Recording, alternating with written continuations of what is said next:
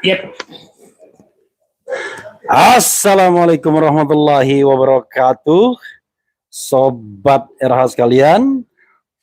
Jumpa lagi kita di channel yang keren ini. Keren cara. Ya, Sobat RH sekalian, pagi ini saya agak seragam sedikit dengan Daeng Said Didu ya. Kalau Daeng itu ordinary people di Bugis dan Makassar ya. Tapi kalau Puang itu kerajaan, yes. Kingmaker itu. Jadi kalau kita belajar kita lihat Kingmaker lagi sibuk panggil-panggil calon presiden. Assalamualaikum warahmatullahi wabarakatuh, Daeng. Sehat ya pagi ini ya? Siap. Jadi bertemu dengan Daeng Said Didu, langsung saya dikasih kabar buruk. Negara katanya mau bangkrut. And then kenapa kok bisa-bisa tiba-tiba ngomong bangkrut begitu? Ini didekatkan Daeng nggak apa-apa begini? Yap. Silakan Daeng. Hari ini pagi ini kita bicara angka supaya rakyat paham. Oke. Bahwa sebenarnya negara ini secara akuntansi sudah bangkrut. Oke. Kita bahas saja angka demi angka, bukan pendapat. Oke. Jadi dari RAPBN yang dibuat oleh Presiden Jokowi di tahun terakhir, ya, itu sudah RAPBN 2024. Oke. Sudah meniatkan membuat utang 1.250 triliun. Oke. 1.250 triliun karena kalau tidak dilakukan itu negara sudah bangkrut. Nah, saya ngasih angka. Di RAPBN 2024 itu pendapatan negara itu ditargetkan 2.781 triliun. 2.781 triliun. Pendapatan negara. Itu termasuk utang ya? Belum termasuk utang. Oke. Nanti saya bahas. Oke. Nah, yang menarik pajak dinaikkan lagi. Jadi siap-siap aja harga akan naik semua karena target pajak dinaikkan hampir 12%.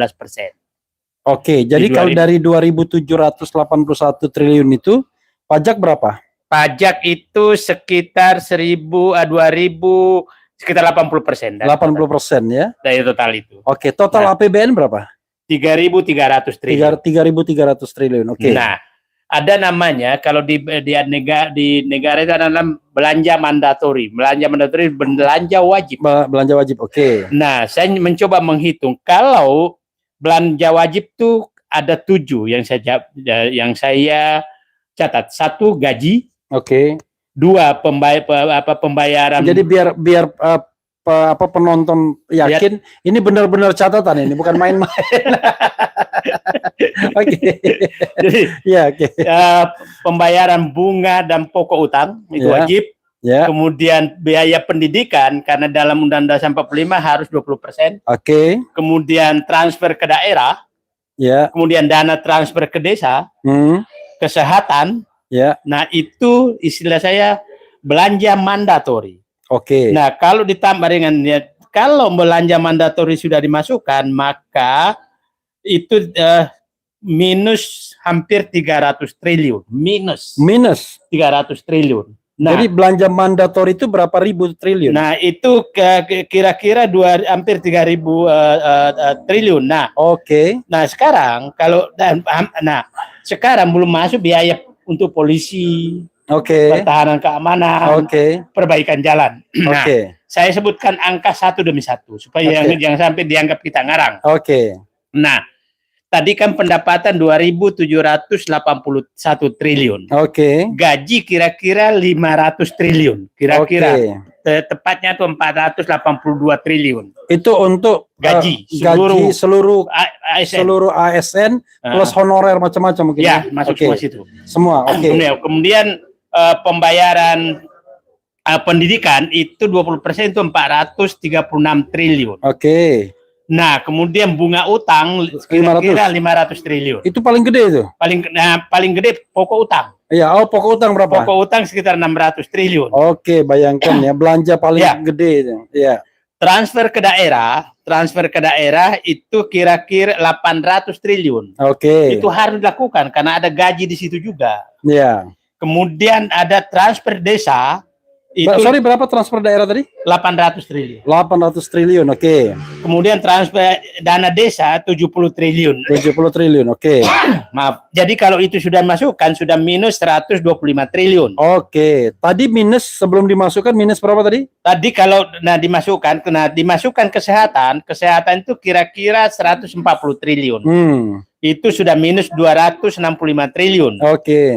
Kalau dimasukkan subsidi sekitar 300 triliun, maka minus 565 triliun. Oke. Kalau mau dimasukkan perbaikan jalan, maka itu kira-kira minus 736 triliun. Oke. Nah, sehingga untuk mengurangi minus itu, negara ini hanya bisa selamat kalau ngutang lagi. Ngutang 1.250 triliun. Oke. Nah, jadi jangan menganggap bahwa negara ini baik-baik saja. Nah, 1.250 triliun itu tadi kan belum masuk pembangunan IKN. Oke. Belum masuk biaya untuk pertahanan keamanan. Yang sekitar 130 triliun juga gitu kan, 150 triliun. Belum masuk biaya polisi yang mendekati 100 triliun. Nah, jadi minusnya ini banyak sekali. Jadi biaya pemilu? Biaya pemilu sudah tercicil. Sudah juga belum masuk juga, tapi ada 2024 masih ada. Nah, jadi ini gambaran umum kepada publik, hati-hatilah menyatakan bahwa seakan-akan keuangan negara aman-aman saja. Saya ulangi, apabila tidak menambah utang sekitar 1.250 triliun, maka negara kita itu sebenarnya APBN kita itu kira-kira kalau dimasukkan semua belanja, saya katakan minusnya kira-kira minus 1.000 triliun. Oke. Dari pendapatan. Jadi jangan menganggap bahwa baik-baik saja. Itu, Mas. Oke, berarti pada akhir pemerintahan Presiden Jokowi itu bisa-bisa mencapai 9.000 triliun. Perkiraan kira-kira 8.500 triliun. 8.500 triliun. Itu untuk utang negara saja, utang pemerintah saja. Utang pemerintah. Belum tambah BUMN. Belum BUMN. BUMN kira-kira kira-kira mungkin 6.500 sampai 7.000 triliun. Berarti kira-kira menurut saya akan mencapai 16.000 triliun. GDP kita diperkirakan 2024 berapa? Nah, mungkin 20.000. 20.000 ya. 20.000 Tapi triliun. kalau kewajiban kepada dana pensiun ASN, TNI, Polri dimasukkan, utang pemerintah daerah dimasukkan, itu sudah lebih dari GDP kita ya. Menurut saya ada lagi. Kalau itu kan kira-kira 4.000 triliun tuh. Jadi kira 20.000 triliun ya, total. Nah, ada lagi utang pemerintah ke BUMN. Oke. Nah, minggu-minggu ini kan diisukan akan naik BBM kan? Iya. Nah, publik harus paham bahwa pemerintah tuh punya utang ke Pertamina, perkiraan saya 200 triliun. 200 triliun. Nah, 200 triliun sehingga karena pemerintah punya utang ke Pertamina, maka Pertamina ngutang lagi untuk membiayai pengadaan BBM, dan utang itu ada bunganya, dan itu dibebankan kepada rakyat. Oke. Sehingga BBM harus naik. Harus naik. Ya? Oke. Jadi banyak orang yang tidak paham angka-angka makro ini ya. Orang pahamnya ada pembangunan jalan tol lebih enak katanya dan lain sebagainya. Padahal memang ada pembangunan fisik itu ya. Betul. Dengan segala problematikanya kan? Iya, dengan segala keberanian membuat utang. Ya. Kita bolehlah menyampaikan sedikit sejarah utang negara. Iya. Kalau Bung Karno tuh tahun 65 utang tuh hanya 32 triliun. 65 ketika Soekarno diganti oleh Pak Harto. Step down gitu ya. Step down, Pak Harto di 98 itu 551 triliun. 551 triliun. Betul. Habibie 2001 939 triliun. Tapi ini penyebabnya karena kenaikan kurs dari 2.000 ke 9.600. Bukan karena penambahan utang. Karena saat itu utang luar negeri sebagian besar. Kemudian Gus Dur 1.271 triliun. Kemudian Megawati 1.298 triliun. Jadi kalau ada orang siapa presiden paling sedikit, nambah utang ya Megawati. Megawati, ya. Kemudian SBY 2.609 triliun. Oke, 2.609 triliun. Jokowi ya, di akhir masa jabatan kira-kira 8.500 triliun. Jadi bukan lagi nambah, tapi ini ganti baru. Meroket. Meroket. Jadi kalau kita dari hitung 2.600 ke 8.500. Kalau kita hitung Pak Harto tuh membuat utang kira-kira 44 miliar per hari. Oke. Pak SBY bikin utang tuh kira-kira 360 miliar per hari. Oke. Kemudian Pak Jokowi membuat utang tuh 1,8 triliun per hari. Luar biasa. Kalau ditambang BUMN, karena dulu itu digabung utang negara dengan utang BUMN. Jadi kalau kita mau membahas, harusnya dibandingkan itu harus ditambah utang BUMN juga. Jadi apple to apple. Apple to apple. Sehingga Jokowi itu membuat utang 3 triliun per hari. Luar biasa. Jadi kalau ada menyatakan bansos ada ya karena memang bansos itu diambil dari utang 3 triliun per hari. Daeng, dalam kondisi ekonomi dengan angka-angka yang seperti ini ya, menurut Daeng apa yang sebaiknya dilakukan oleh pemerintahan Presiden Jokowi? Memang bukan urusan kita kasih solusi, tapi siapa tahu Daeng berpikir untuk out of the box gitu, sehingga negara ini akan bisa jalan lebih baik begitu. Kelihatannya kalau Jokowi berani menyentil oligarkinya, masih ada jalan keluar. Tapi saya tidak yakin. Karena tidak ada jalan lain kecuali menyentil oligarkinya. Maksudnya disentil itu apa? Disentil itu dipaksa mereka agar menyetor ke negara melebihi dari, bukan melebihi kenikmatan yang dinikmati sekarang. Intinya adalah dengan kontrak-kontrak yang ada, renegosiasi besaran-besaran itu, termasuk misalnya keuntungan-keuntungan diperoleh dari tambang dan lain sebagainya itu harus lebih banyak di-store ke negara begitu ya maksudnya. Saya kasih contoh saja. Nikel itu di negara manapun, di negara yang pengolahan tambangnya bagus, itu 60% minimal masuk ke negara. Nah, di kita seperti angka Pak Faisal Basri tidak lebih 10% yang tertahan di Indonesia. 90% China katanya. China. Jadi maksudnya kalau tapi saya yakin bahwa ini oligarkinya presiden ada di dalam situ. Jadi berani mereka. Jadi 90% itu nggak murni juga ke Cina. Tetapi paling tidak ada juga hengki-pengkinya. Jadi kalau itu Jokowi berani, kan bilang ada ekspor 500 triliun. Kalau dia berani menyentil itu, ya bisa dong cari di situ minimal tambahan 200 triliun. Ya kan? Mungkin di CPO juga begitu, di emas juga begitu, di tembaga juga begitu. Jadi kalau kita korek-korek tambang itu, yang menurut pasal 33 bumi, air, dan kekayaan alam yang terkandung di dalamnya dikuasai negara dan digunakan sebesar-besarnya kemakmuran rakyat itu, kira-kira berapa yang bisa didapat, Daeng? Saya tidak bisa menghitung secara ini karena tergantung negosiatornya. Daripada kita kasih sekarang jalan dan dia juga nggak melaksanakan, ya nanti aja lah, kita tunggu presiden berikutnya aja untuk mengorek itu. Tapi memang siapapun yang jadi presiden itu Jokowi meninggalkan warisan yang sangat berat. Sangat berat. Selain utang, itu adalah masalah mengembalikan kembali sumber daya alam yang terlanjur diserahkan ke pihak lain oleh Jokowi. Daeng, kita bacakan sedikit ya komentar sobat era sekalian. Lucu juga kita gambar kita ya, warnanya kuning, jaket kita, lalu dinding kita kuning juga. Jadi kita kayak nempel di dinding ini ya. It's okay. Yang paling penting suaranya jelas kan. Ini Daeng ya. Biasa di sini pro dan kontra selalu dari penonton ini. Dari alam kubur ya, jelas ini.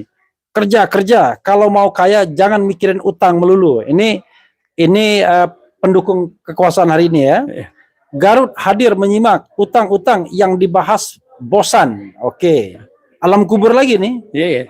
Negara punya utang itu hal biasa. Alam kubur semua luar biasa nih. Jangan-jangan apa istilahnya? Robot ya. Tapi it's okay. Saya ingin memulai satu pertanyaan. Negara punya utang itu hal biasa.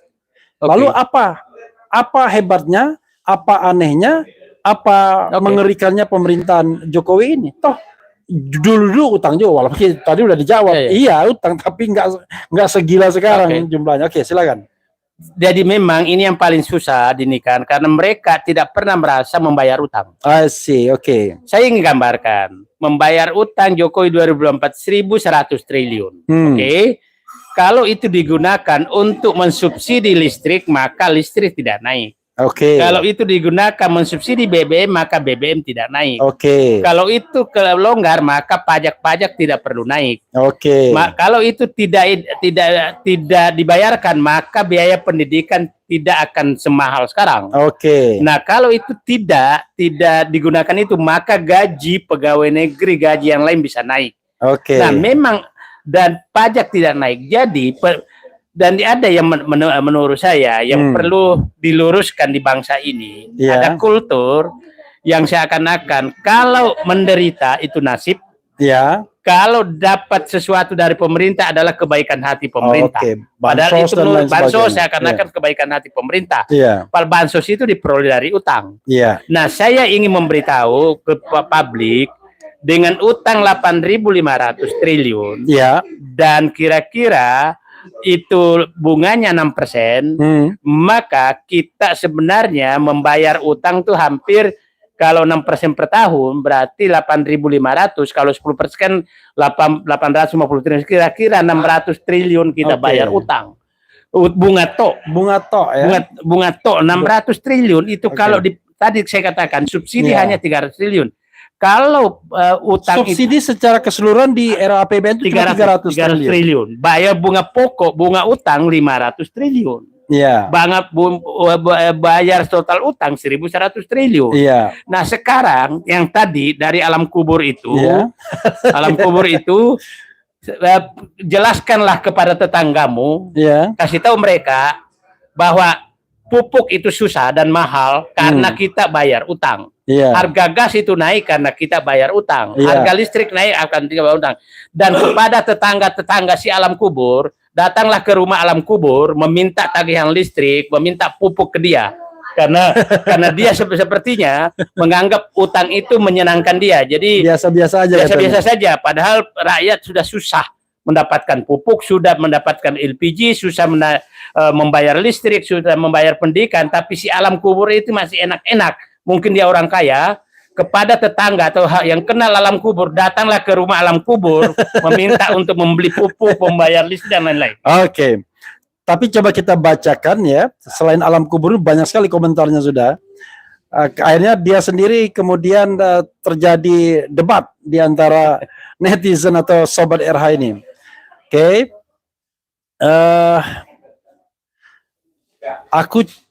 Apalagi orang ngutang untuk kepentingan produktif, bukan asal utang ya. Nah, ini alam kubur lagi. Kalau hidup kalian nggak mau punya utang, ya udah jangan hidup. Balik aja sana ke alam kubur. Jadi alam kubur balik. Oke. Kemudian USA, China, negara maju, negara superpower, utangnya lebih besar dari kita. Oke. Ini penting juga, Daeng, ya dibahas. USA dan China utangnya lebih besar dari Indonesia. Itu sama dengan orang kaya sama orang miskin. Orang kaya ngutang itu lebih gede, tapi pendapatannya juga gede dia. Oke, silakan. Ada perbandingan biar mereka tahu.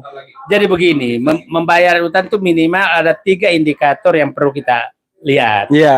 Satu, indikator perbandingan terhadap kemampuan membayar. Kemampuan membayar itu penting sekali dari pendapatan negara. Yang kedua, rasio terhadap PDB. Yang ketiga, rasio terhadap pendapatan per kapita dan utang per kapita. Nah, ini coba kalau utang per kapita kita sekarang hampir 30 juta per kapita per penduduk. Pendapatan per kapita kita jauh di bawah itu. Pendapatan per kapita kita 4.000 mungkin ya cuma. Ya, sekitar segitu juga. Nah, sekarang kemampuan membayar kita sudah jelas tadi, pendapatan hanya 2.700 triliun, membayar pokok dan cicilan itu 1.100 triliun, jadi sudah 40% untuk bayar utang. Pertanyaan saya kepada alam kubur dan kawan-kawan, kalau Anda pendapatannya sudah 40% dipakai bayar utang, maka mungkin akan cerai, istrinya itu sudah minta cerai. Atau itu pasti sudah minta cerai, karena sudah terlalu berani ngambil utang. Nah, yang ketiga tadi. Jadi ibarat rakyat itu istri ya, pemimpin itu suaminya. Betul. Gitu ya? Nah, yang menarik selalu menyatakan negara bagus loh. Ya betul bagus kalau Pak Jokowi membuat utang dan dia bayar sendiri atau keluarga sendiri bagus lah. Tapi saya nggak pernah tahu dia bikin utang kok anak cucuku juga ikut membayar. Ya itu kan. Nah, jadi indikator itu. Nah, indikator ini selalu digunakan dan janganlah membandingkan antara Amerika dengan Indonesia. Itu nggak bisa.